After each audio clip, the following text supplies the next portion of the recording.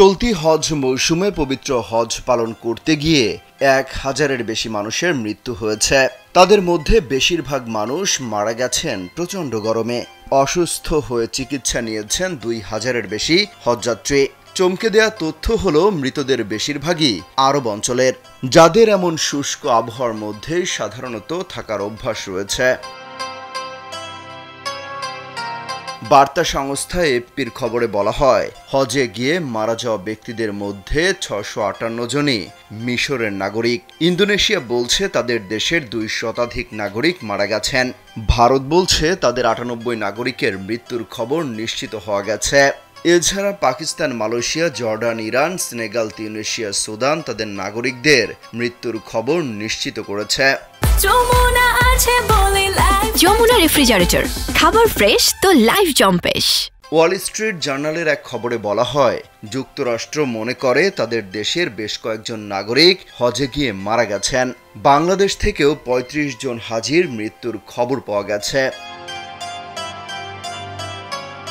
চাঁদের হিসেবে পবিত্র হজ পালনের সময় নির্ধারিত হয়।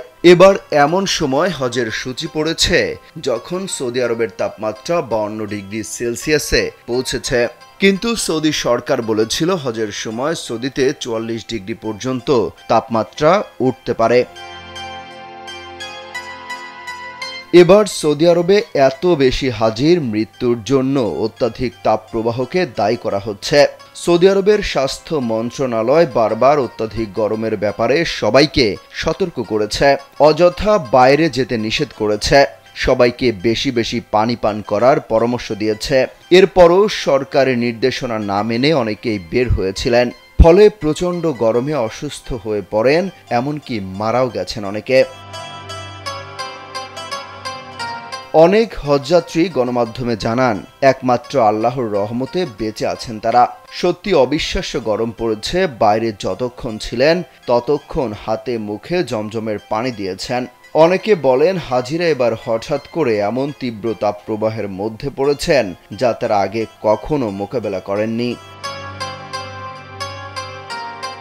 অবশ্য সৌদি আরবে হজের সময় মৃত্যু নতুন কিছু নয়। তবে বিজ্ঞানীরা বলছেন, বৈশ্বিক উষ্ণতা বৃদ্ধির কারণে পরিস্থিতি দিন দিন খারাপ হচ্ছে। অনেকের মতে এই প্রচণ্ড তাপপ্রবাহে সৌদি কর্তৃপক্ষের অব্যবস্থাপনা হাজিদের জন্য পরিস্থিতিকে আরও সংকটময় করে তুলেছে। বিশ্লেষকরা বলছেন, আবাসন এবং অন্যান্য সুযোগ সুবিধা সংবলিত ব্যবস্থাপনা খুব বাজেভাবে করা হয়েছে। হাজিদের উপচে পড়া ভিড়ের মধ্যে শীতাতপ নিয়ন্ত্রণ এবং স্যানিটেশন ব্যবস্থার তীব্র অভাব দেখা গেছে। অমিত হাসান রবিন, কালবেলা।